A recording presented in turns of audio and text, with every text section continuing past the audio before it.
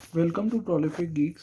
आज हम कुछ दो डैम्पर्स दिखा रहे हैं। ये एक पहला डैम्पर है जो कि आपका L1800 का डैम्पर्स है जो एप्सन अपने प्रिंटर्स में लगा करके देता है।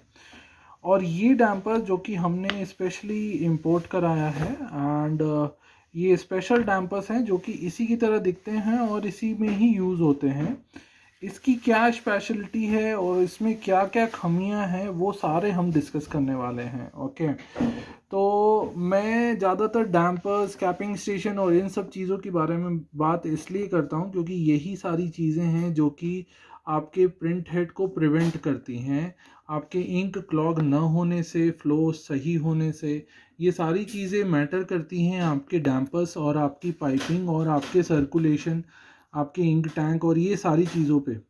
ठीक है, हेड का तो अपना रहता ही है बट 60 to 70% ये सारी चीज़ें इंपॉर्टेंस रखती हैं। ओके, जहाँ तक हमारा एक्सपीरियंस है, आज हमें 6 से 7 साल हो गए हैं इस इंडस्ट्रीज़ में। और मैं जितना वाइट इंक और CMYK से जूझा हूँ, आई थिंक बहुत ही कम लोग होंगे उतना मतलब समझे होंगे उस चीज़ को। तो मैं आपको यहाँ पे ये बता रहा हूँ कि ये डैम्पर्स आप अगर देखेंगे तो होता क्या है इन एप्सन ओरिजिनल डैम्पर्स में, कि जब भी आप इसको सक करते हो ना फ्रॉम दिस पॉइंट, ओके, आप अगर सक करोगे तो ये क्या होता है, ये जो पैड्स हैं, ये पैड्स आप ये पैड्स देख रहे हो, ये जो फोम पैड्स हैं इसको फिल्टर की तरह एप्सन डालता है। ओके, और ये इसके हुक से टाइट रहता है। जब भी आप खींचते हो यहाँ से तो होता क्या है कि ये पोर्शन भी यहाँ से निकल आता है थोड़ा। ठीक है, तो प्रॉब्लम यहाँ पे आती है कि लोग जब ये इस तरीके की प्रॉब्लम आती है तो लोगों का यहाँ से एयर बबल्स लेना शुरू कर देता है। ओके, और एयर बबल्स के कारण फिर होता क्या है कि जब वो इंक सक्शन करता है तो वो प्रॉपरली आपके हेड को मतलब एक प्रॉपर फ्लो में नहीं आता है, जिसके वजह से आपको लाइनिंग लाइनिंग आती है, आपके नोजल्स पूरे नहीं आते हैं। ठीक है, तो ये सबसे एक बड़ा रीज़न है। दूसरी चीज़ ये कि अगर आप इस चीज़ को देखेंगे जो एप्सन अपने डैम्पर्स के ऊपर लगाता है, ये पूरा लोकल तरीके से लगता है देखिए। जबकि इन डैम्पर्स को देखा जाए तो ये पूरे प्रॉपरली आपके हीटेड हैं, मतलब एकदम टाइट और एकदम मस्त किए हुए हैं। इसमें अगर छेद भी हो जाए तो आपको पता नहीं चलेगा। ओके, अगर छेद हो जाता है तो उससे भी एक प्रॉब्लम है कि वो एयर लेना शुरू कर देता है।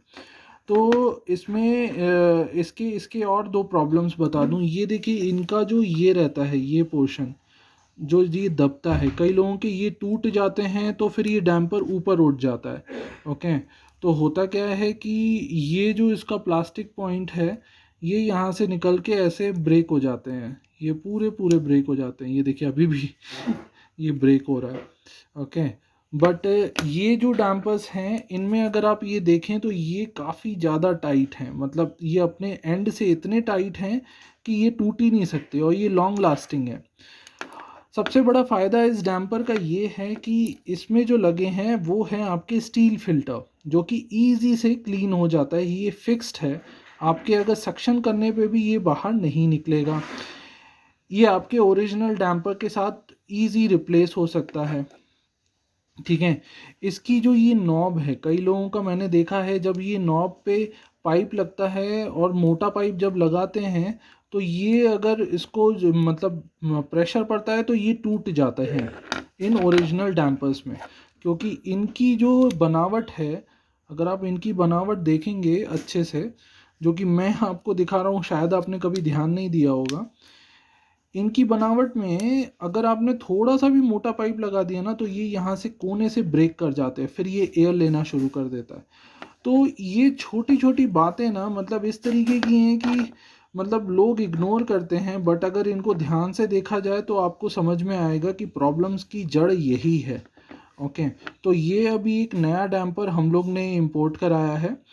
किसी भी कस्टमर्स को अगर ये डैम्पर्स चाहिए प्लीज़ हमसे कांटेक्ट करें। हम ज़रूर आपकी सपोर्ट करेंगे और ये ईज़ी आपके ओरिजिनल डैम्पर्स के साथ रिप्लेस हो सकता है। एक चीज़ है कि ये डैम्पर्स बहुत सस्ते मिलते हैं, ठीक है, बट ये डैम्पर्स इंपोर्ट होने की वजह से कॉस्टली हैं। बट एक बार लगाया तो ये चलते हैं, क्योंकि ये डैम्पर्स में से ये फ़िल्टर निकलते नहीं हैं, ये फटते नहीं हैं, ये टाइट हैं यहाँ से, इनके रबर्स के होल्स अच्छे हैं, इनके रबर्स की तरह नहीं, ये रबर कभी कभी निकल भी जाते हैं। ओके, बार बार आप सिरिंज डालोगे ना तो ये रबर्स निकल जाते हैं। ऐसे बहुत सारे इश्यूज़ हैं जो कि हमको कस्टमर्स बताते हैं, सर ये हो गया वो हो गया। बट इनके हुक्स को देखेंगे ना तो आपको पूरा रियलाइज़ होगा कि इन्होंने जो बनाया है वो एकदम परफेक्शन के साथ इस चीज़ को बनाया है, ठीक है। दूसरी चीज़ ये कि कई लोगों का यहाँ से जब ये निकल जाता है तो इसके अंदर एक स्प्रिंग रहता है तो वो भी निकल जाता है, फिर भी वो ऊपर से डाल करके कोशिश करते हैं कि बना के रखा जाए। बट ओवरऑल मैं आपको बता दूं, अगर आपके डैम्पर्स में बबल्स के प्रॉब्लम्स हैं या बबल यहाँ पे जम रहे हैं, आप खींच रहे हो तो प्रॉपरली नहीं आ रहा है, तो आप पूरा डैम्पर खाली करके एक बार चेक करके देखें। आई एम श्योर कि वो आपका पैड इस तरीके का हो गया होगा, मतलब ये पैड आपके फ़िल्टर पैड ये इस तरीके के बाहर आ गए होंगे, जो कि हवा आपकी यहाँ से छेद से ले रहे होंगे। इन डैम्पर्स में कभी भी कोई प्रॉब्लम नहीं है, ये इजी तरीके से आपके मतलब फ्लो को बचा के रखेंगे, और आपका कोई भी जो फ्लो प्रॉब्लम है वो प्रॉब्लम नहीं करेगा, क्योंकि ये फ़िल्टर्स के ऊपर अगर इंक जमती भी है ना तो आप बस क्लीनर डाल करके क्लीन करोगे तो ये क्लीन हो जाएंगे, बट ये क्लीन नहीं हो सकते क्योंकि इन पार्ट्स के ऊपर इंक जम चुकी है, इंक सूख चुकी है, और इनमें से फ़्लो नहीं निकलेगा। तो जब फ़्लो नहीं निकलता है तो ये अपना रास्ता बनाती है इंक, और इसको उठा देती है, और यहाँ से साइड से इंक निकल करके नीचे जाती है। आई थिंक इतनी जानकारी सफिशिएंट है आप लोगों के लिए, और मेरे हिसाब से